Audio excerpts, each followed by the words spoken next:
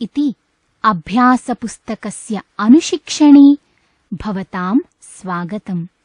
अद्य वयम् 18 अभ्यासस्य तृतीयं भागं पठामः। अधुना ध्यानेन पश्यन्तु। अत्र कतिचन वाक्यानि सन्ति। कृष्णः सर्पः आगतः। मलिनं वस्त्रं मा धर। उत्तमेन पुत्रेण यशः लभते। माता दरिद्राय ब्राह्मणाय वस्त्रं ददाति। उन्नतात् वृक्षात् पत्रं पतति।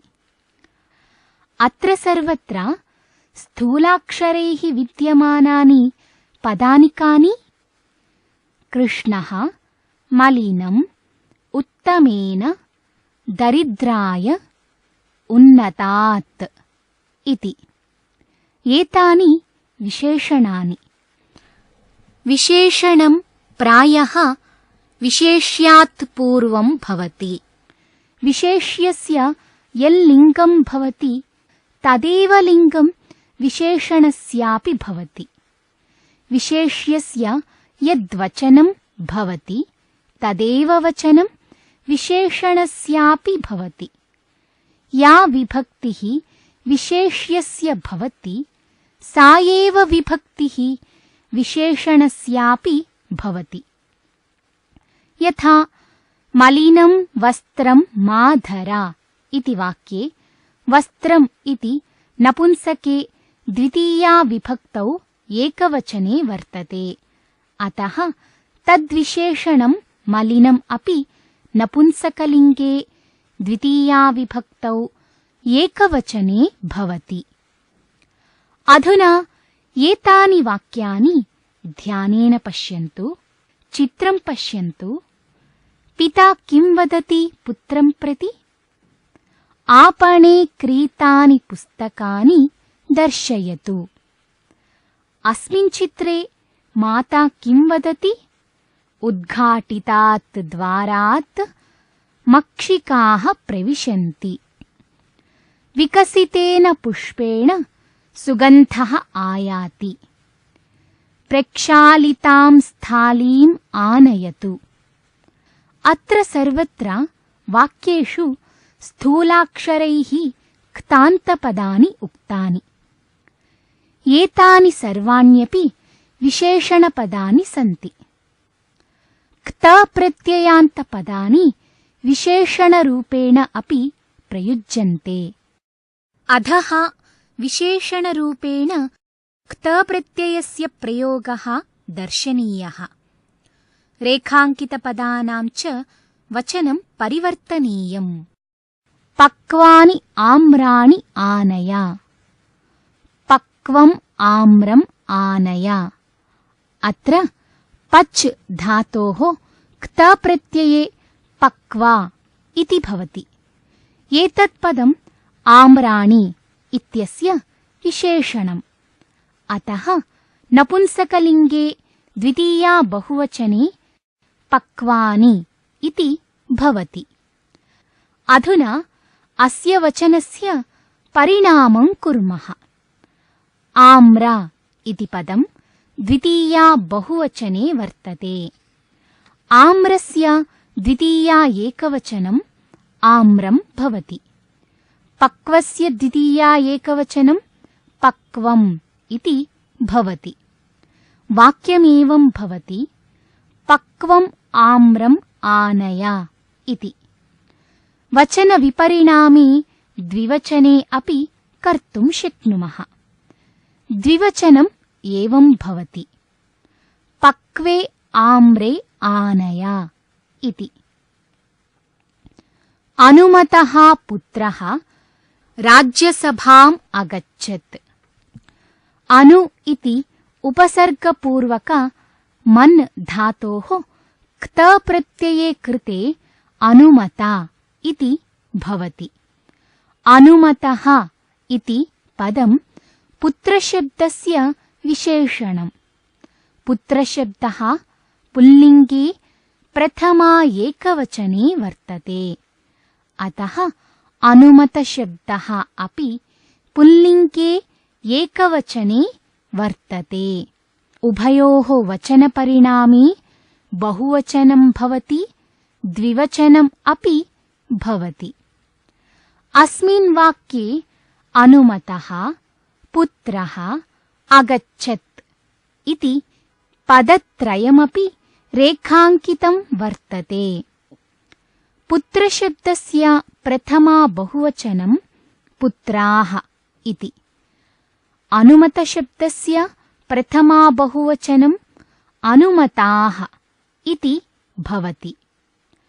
अगच्छत् इति गम् धातोः लङ्लकारस्य प्रथमपुरुष एकवचने रूपम्। अस्य बहुवचनं भवति अगच्छन् इति।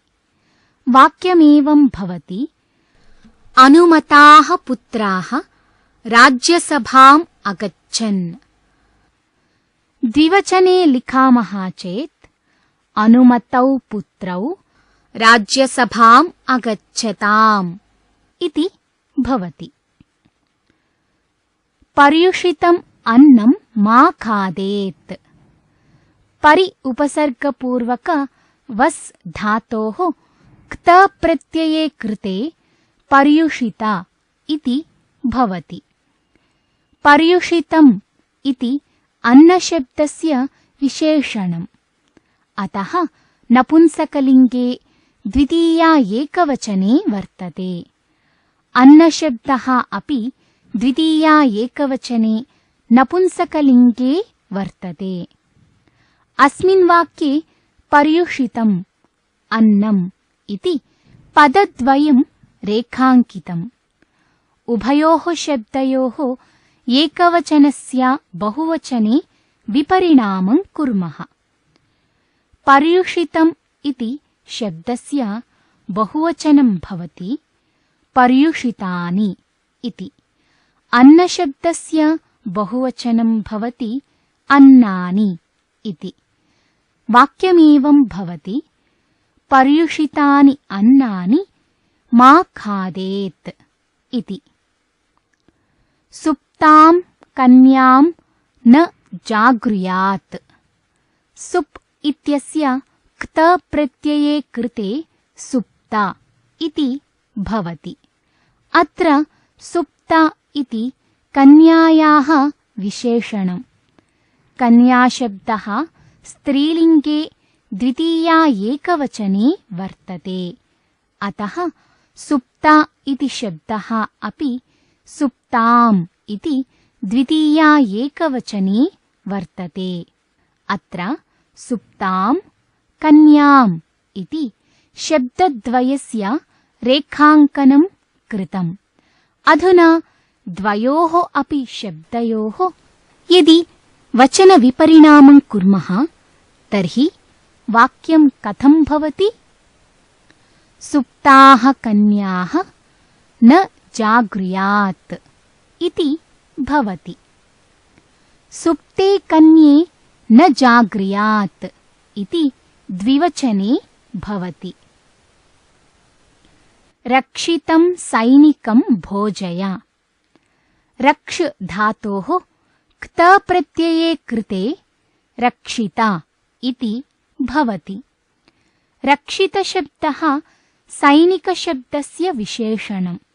अतः यथा सैनिकशब्दः पुल्लिङ्गे द्वितीया एकवचने वर्तते, तथैव रक्षितशब्दः अपि पुल्लिङ्गे द्वितीया एकवचने भवति। द्वयोः शब्दयोः वचनविपरिणामी द्वितीया बहुवचने रक्षितान् इति रक्षितशब्दस्य भवति। सैनिकान् इति सैनिकशब्दस्य भवति।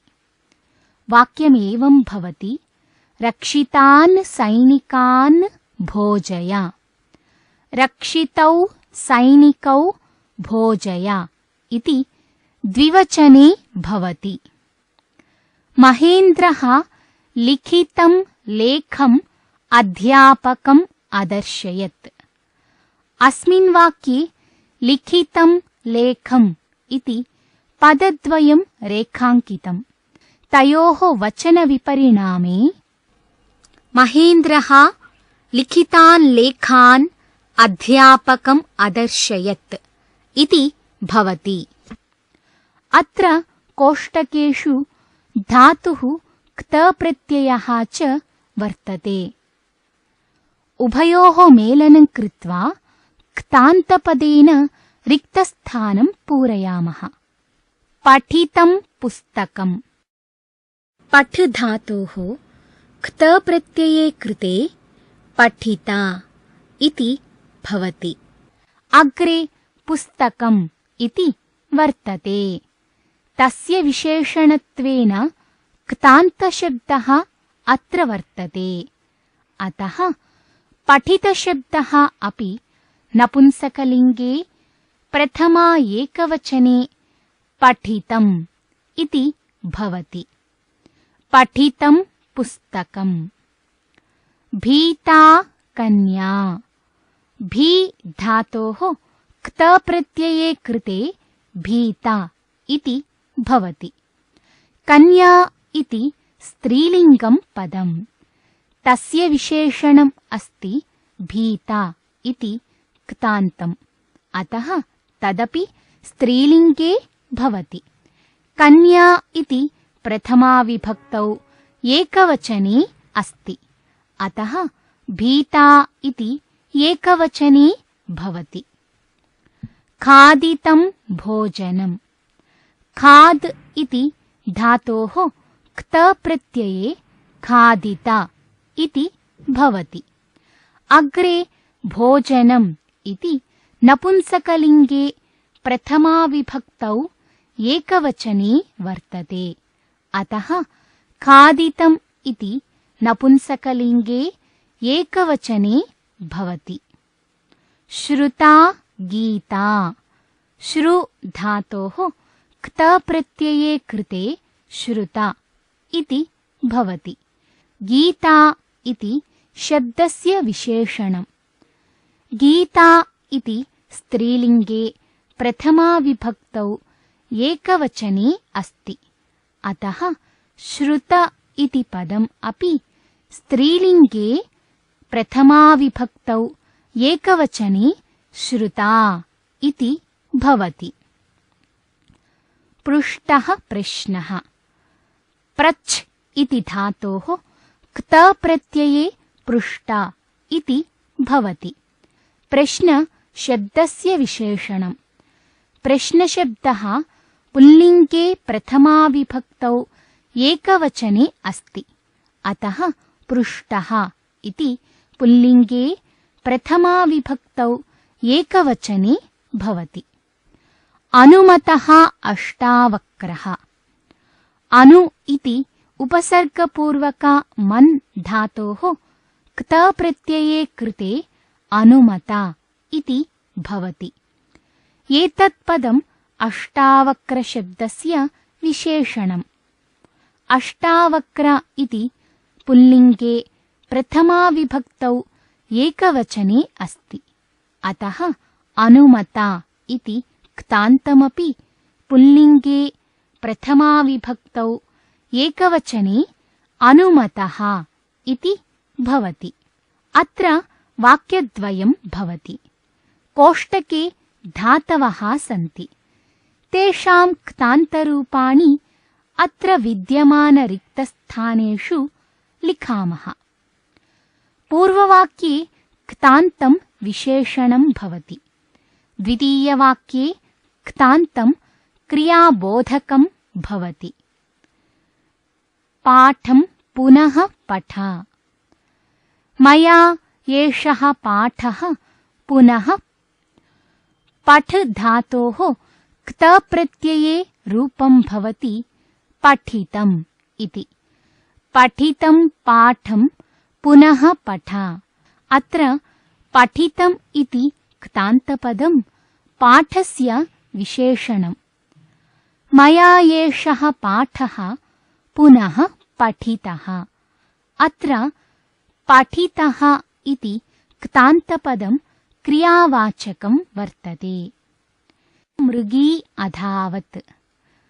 व्याधात् मृगी। भी धातोः क्त प्रत्यये भीता इति भवति। स्त्रीलिङ्गे प्रथमा एकवचने भीता इति भवति। भीता मृगी अधावत् इति वाक्ये भीता इति पदं मृगी इत्यस्य विशेषणम्। द्वितीयवाक्ये भीता इति पदं क्रियावाचकम्। रामायणकथां मां श्रावय। तेन रामायणकथा अनेकशः श्रु धातोः क्त प्रत्यये श्रुता इति भवति। श्रुतां रामायणकथाम् इत्यत्र श्रुताम् इति रामायणकथाम् इत्यस्य विशेषणम्। अतः स्त्रीलिङ्गे द्वितीया एकवचने श्रुताम् इति भवति। तेन रामायणकथा अनेकशः श्रुता इत्यत्र क्रियावाचकपदम्। अश्मा अपि देवत्वं याति। अश्मा महद्भिः प्रति इति उपसर्गपूर्वका स्था धातोः क्त प्रत्यये प्रतिष्ठिता इति भवति। प्रथमवाक्ये प्रतिष्ठिता इति पदम् अश्मा इत्यस्य विशेषणम्। अतः पुल्लिङ्गे प्रथमा एकवचने वर्तते। द्वितीयवाक्ये क्रियावाचकम्। छात्रवृत्तिः सुधीराय अलम्। सुधीरेण छात्रवृत्तिः ग्रह धातोः क्त प्रत्यये गृहीता इति भवति। प्रथमवाक्ये छात्रवृत्तिः इति स्त्रीलिङ्गशब्दस्य विशेषणं वर्तते। अतः गृहीता इति शब्दः अपि स्त्रीलिङ्गे प्रथमा एकवचने गृहीता इति भवति। द्वितीयवाक्ये गृहीता शब्दः कर्मणि क्तान्तः। छात्रवृत्तिः इति कर्मपदम्। अतः स्त्रीलिङ्गे प्रथमा एकवचने गृहीता इति भवति। अत्र क्रियावाचकं पदम्। ब्राह्मणः श्राद्धम् अगृह्णात्। ब्राह्मणः श्राद्धार्थं नि उपसर्गपूर्वका मन्त्र धातोः क्त प्रत्यये निमन्त्रिता इति भवति। प्रथमवाक्ये निमन्त्रिता इति पदं ब्राह्मणस्य विशेषणम्। द्वितीये क्रियाबोधकम्। समयः न निवर्तते। रैलप्रतीक्षायां मूल्यवान् समयः व्यर्थः। गम् धातोः क्त प्रत्यये गतः इति भवति। प्रथमवाक्ये समय इति शब्दस्य विशेषणं गता इति शब्दः। द्वितीयवाक्ये क्रियाबोधकम्। बालकाय माता दुग्धम् अयच्छत्। सूर्यकिरणैः बालकः प्र इति उपसर्गपूर्वका बुद्ध धातोः क्त प्रत्यये प्रबुद्धः इति भवति। प्रथमवाक्ये प्रबुद्धाय इति बालकाय इति पदस्य विशेषणं वर्तते। अतः प्रबुद्धाय इति पुल्लिङ्गे चतुर्थी एकवचने वर्तते। द्वितीयवाक्ये क्रियावाचकं वर्तते। येषां कर्मणः आकाङ्क्षा न भवति ते अकर्मकधातवः इत्युक्तं खलु पूर्वं।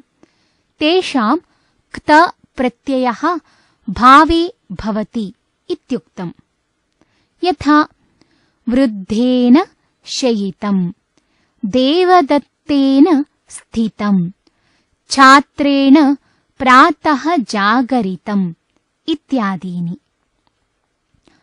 अत्र विद्यमानवाक्येषु ये रेखाङ्किताः तिर्यचः भवन्ति ते कर्तृवाचकाः शब्दाः, ये स्थूलाक्षरेषु सन्ति ते क्तान्ताः।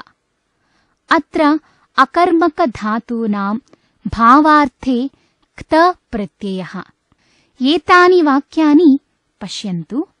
वृद्धः शयितः, देवदत्तः स्थितः, छात्रः प्रातः जागरितः। अत्र किं वर्तते? ये रेखाङ्किताः तिर्यचः सन्ति ते कर्तृवाचकाः शब्दाः, ये स्थूलाक्षरेषु सन्ति ते क्तान्ताः। अत्र क्त प्रत्ययः अकर्मकधातूनां कर्तरि कृतः, अर्थात् अकर्मकधातूनां भावे क्त प्रत्ययः भवति, कर्तरि अपि क्त प्रत्ययः भवति। यदा भावे क्त प्रत्ययः भवति तदा कर्तृवाचकं पदं तृतीया विभक्तौ भवति। क्त प्रत्ययः यदि कर्तरि कृतः तर्हि कर्तृपदं प्रथमा विभक्तौ भवति। अधुना अत्र कतिचन वाक्यानि सन्ति। येषु वाक्येषु क्तान्तपदानि सन्ति। एतानि च क्तान्तानि अकर्मकधातूनां कर्तरि क्त प्रत्ययं कृत्वा साधितानि। लेखनी पतिता। अत्र पत् इति धातुः, तस्मात् क्त प्रत्ययः कर्तरि वर्तते। बालकः प्रबुद्धः, सः शयितः, पुष्पं विकसितं, वृक्षः कम्पितः, सः दूराद् आगतः। उदाहरणानि अनुसृत्य रिक्तस्थानानि पूरयामः। हसतः सभाजनान् दृष्ट्वा अष्टावक्रः उच्चैः हसितः। कोष्टके वर्तते हस् क्त इति। हस् धातोः क्त प्रत्यये कृते हसिता इति भवति। एतत् कर्तरि वर्तते, अतः कर्तुः लिङ्गवचनविभक्तयः एव क्तान्तपदस्यापि भवन्ति।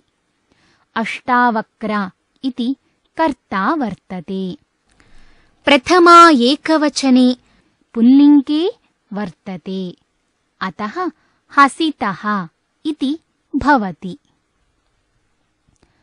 त्वं काशीतः कदा आगतः? आ गम् क्ता एतेषां योजनेन किं रूपं भवति? आगता इति। आ इति उपसर्गः, गम् इति धातुः, क्त इति प्रत्ययः। कर्ता त्वम् इति प्रथमा एकवचने वर्तते। लिङ्गमपि पुल्लिङ्गम् एव, अतः आगतः इति भवति। बालकः दूरदर्शनं पश्यन्नेव सुप्तः। स्वप् क्ता इति कोष्टके वर्तते।